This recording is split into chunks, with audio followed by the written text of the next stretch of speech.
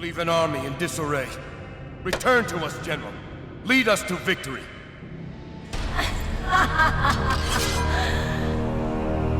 We only need to bring you home. My home is in Sparta! You do not exist. You are of my mind. Return to who you are, Spartan. You know I'm one of the Furies who forged your bond. You would have killed me before I could even speak. What has brought you to this betrayal of your own kind? The injustice of your oath that made me doubtful. Why Ares needed you, why he still needs you. The god of war has been plotting for years. Aletheia, it was she who revealed to me the plot of Ares to overthrow Zeus.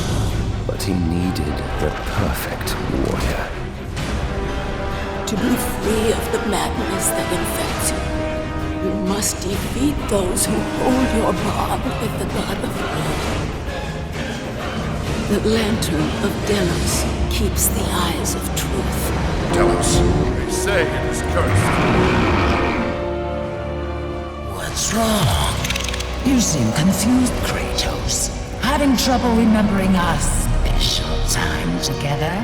Sister, show him what Sparta does to a traitor!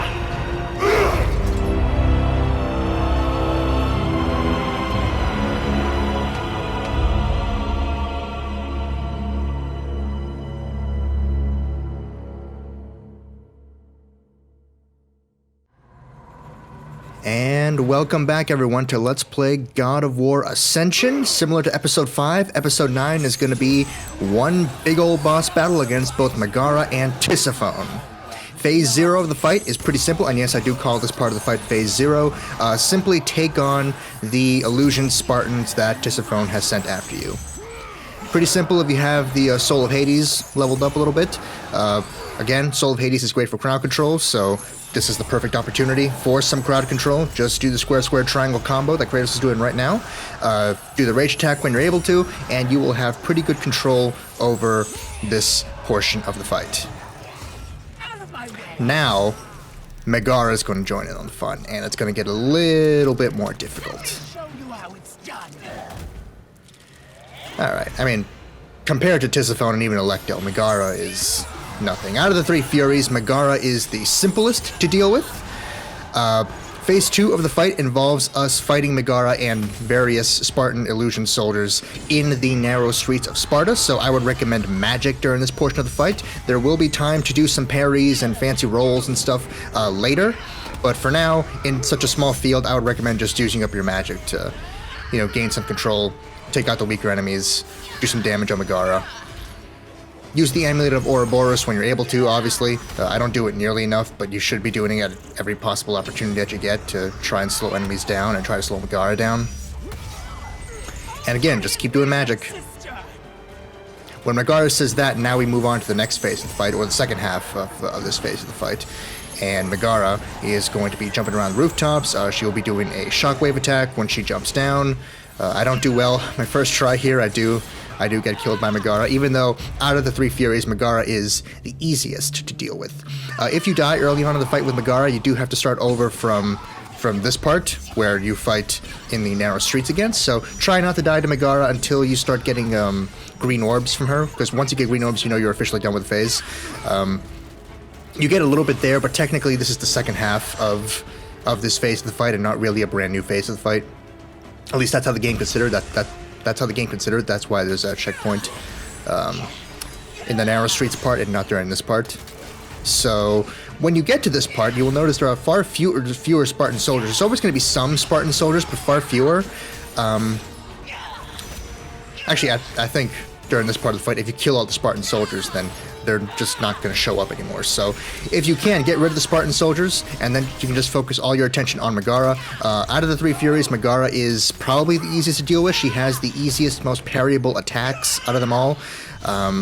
She doesn't do that much damage. She has one grab attack that is a QTE that you can break out of, that you'll be seeing a little bit later in this fight. Ultimately, out of the three Furies, this is the QTE grab attack I was talking about. You do a little bit of damage to her, and it does like almost no damage to you. Megara, out of the three of them, is the easiest to take on. Her special power is literally just being strong and being able to possess, you know, other weaker creatures. So, out in terms of a fight, Megara is the easiest to deal with of them all. That's not to say this fight is easy, not because of Megara herself, but because of what we will be dealing with soon after we're done with Megara. But in terms of Megara, this is just, you know, careful parries, rolling out of the way. You don't really have to roll out of the way at any point, because I think all her attacks are blockable, and that grab attack that she does, you know, a non-issue. When Megara goes up to the rooftops of this fake Spartan street, you can use the spears that the Spartan soldiers leave behind upon their deaths, and, you know, just chuck them at her to do some damage and force her to come down. We moved on to the next phase of the fight. Now we're officially on the next phase of the fight, because Tisiphone is going to summon some additional Spartan soldiers for us to have to deal with. And Megara is not going to come back down from the roof. During this phase of the fight, you literally just have to kill Spartan soldiers to get more spears so that you can keep chucking them at Megara to do damage to her to end this portion of the fight. After a while, Megara will start sending down her little bug minions, the little bug minions that we've been seeing this entire time throughout this entire game. She'll start sending those down, and they'll act like little time bombs that try to make their way towards Kratos. You can just roll out of the way of those, and you won't have to. You won't have to worry about them. You can see them right now, little creatures that she has summoned. They're basically little time bombs. You can't just grab them and throw them like you could normally, but you can, you know, roll out of the way so that when they get close enough to you to try to explode, they won't do any damage to you. And yeah, just keep using Soul of Hades to crowd control the Spartan soldiers. Keep getting more spears to chuck at Megara, and eventually you'll be done with this phase of the fight. This phase of the fight is pretty special because you can actually do something here that you can't do at any other point in this fight. And by the way, you can use the Soul of Hades rage attack as well to do some damage to Megara. But anyway, this part of the fight is special because this is an infinite spawn point for Spartan soldiers. So if you have your Ice of Poseidon leveled up, you can go ahead and use that to get yourself infinite red orbs if you were hurting for some red orbs and needed some red orbs for whatever reason. So that's nice to note about this little portion of the fight and about Chapter 20 in general. It has a little infinite spawn point. Regardless, we have taken care of Megara, so let's go ahead and take her out. I mean, not take her out. We know that she's gonna live because the way the Ascension is structured, but still. Let's hurt her. And oh boy. And mash and circle, and there it is. Explanation for why the arm is not there in the beginning of the game. Okay, now we get into the...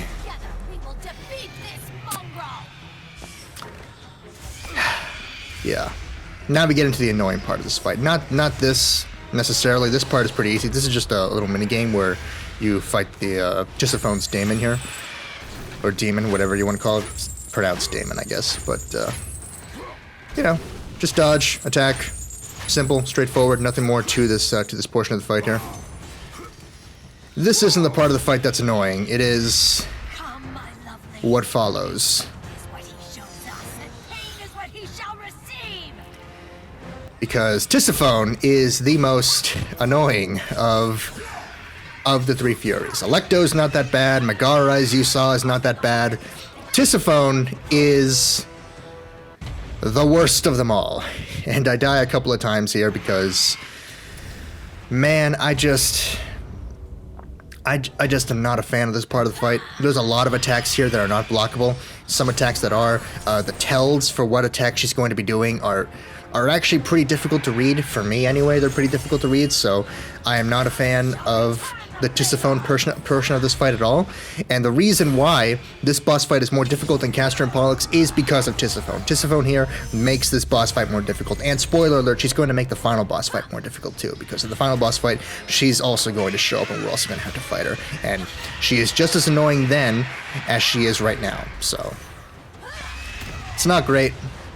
Again, Ascension, Titan mode, inconsistent with what attacks do a little bit of damage and what attacks do a ton of damage. That grab attack the Daemon did like almost nothing, but then There's some things like the charge or that little magic blast that she does that do tons and tons and tons of damage.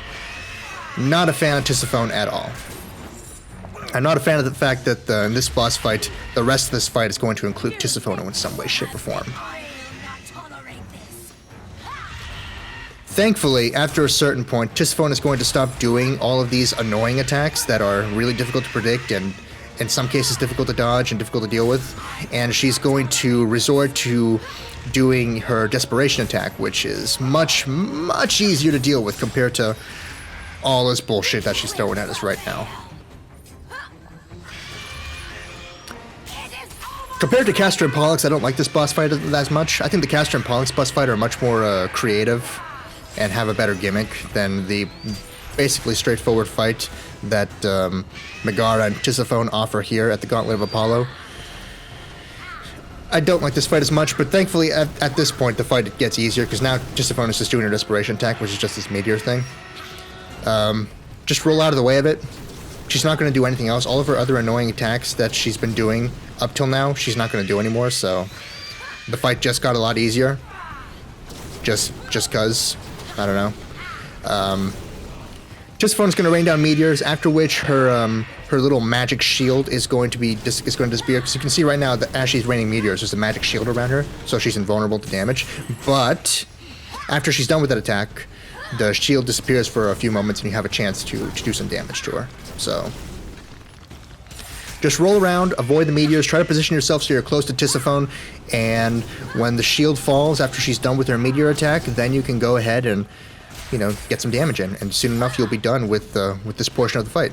In fact, I think only one more set of meteors here, and then we get to move on to the next phase, because there is still more to this. Yeah, there's the green orbs. So now we move on to the next phase. First, though, we're going to do a QTE. Oh. I will kill you myself. Yes. So now it's time to fight them together, and they do defeat me once, so that's great. That's the last death of this video, though. But yes, they do defeat me one last time there.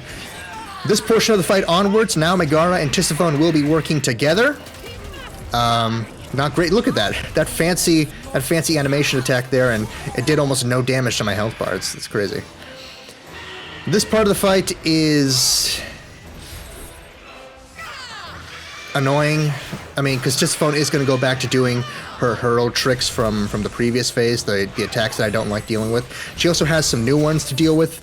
You'll notice here that I've zoomed in on Kratos attacking Megara. That's because in order to actually proceed to the next phase of the fight, you don't want to attack Tisiphone. Attacking Tisiphone does nothing. You want to attack Megara, aka insect spider lady legs there, to actually move on with this fight. Otherwise, you're never going to be done with this fight. So focus on Megara.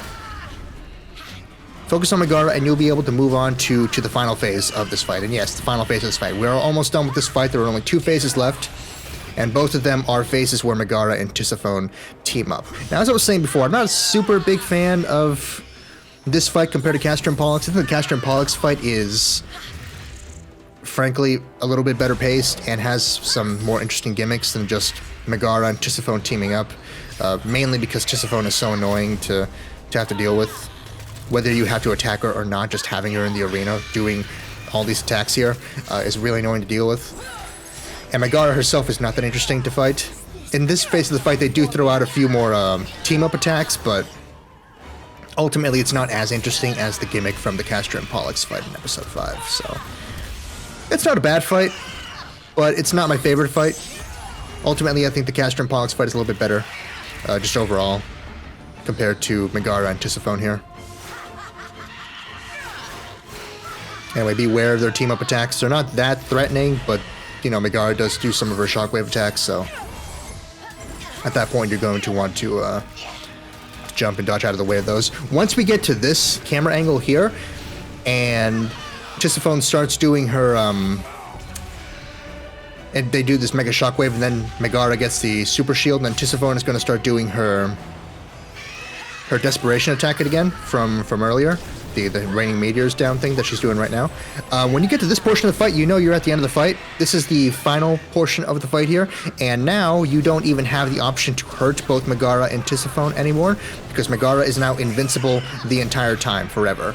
All Megara is going to do is walk slowly towards you and try to attack you with her spider insect legs. All you have to do is attack Tisiphone, just as you did way back before when you were just fighting Tisiphone by herself and she was doing this invincibility thing. She doesn't even have the benefit of the invincibility shield while she does the attack. Now she's vulnerable all the time. Megara is invulnerable all the time. Just roll around the arena. Try to attack Tisiphone when you're able to. Stay away from Megara. I'd recommend using the Amulet of Ouroboros to slow Megara down when she's far enough away so that you can have plenty of time to lay some damage in on Tisiphone. And soon enough, you'll be done with the fight.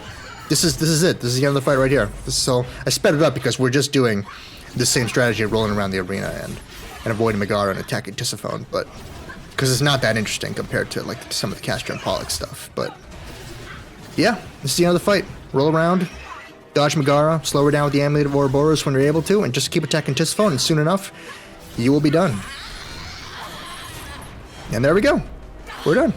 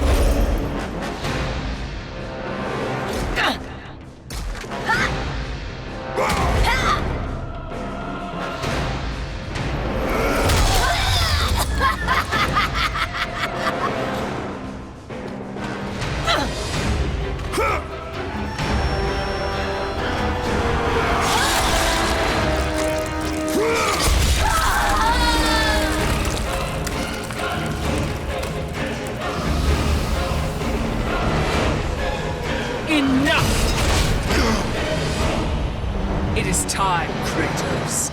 Return to your rightful place. Perhaps, if you serve your purpose well, you will even end up on Olympus one day. I will never serve Ares again!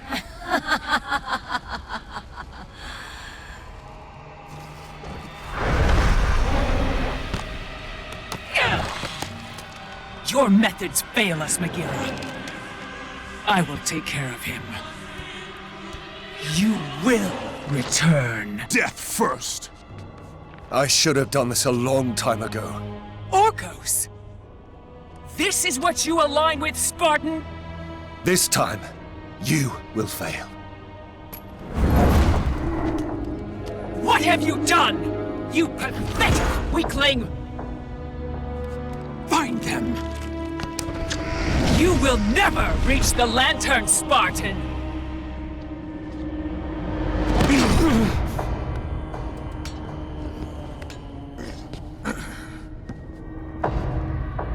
You will never reach the eyes now that my mothers know you are after them. This power helped me escape Hecatoncheires. And what will happen to you?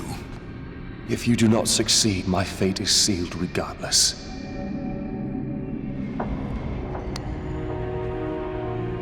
Alecto has destroyed the only path that leads to the Lantern. Before I could have told you how to get to it, but now you will need to find a new way.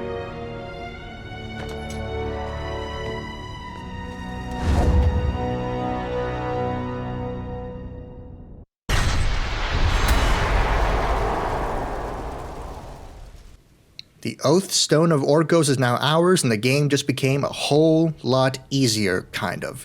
See you all next time, everybody, for more Let's Play God of War Ascension.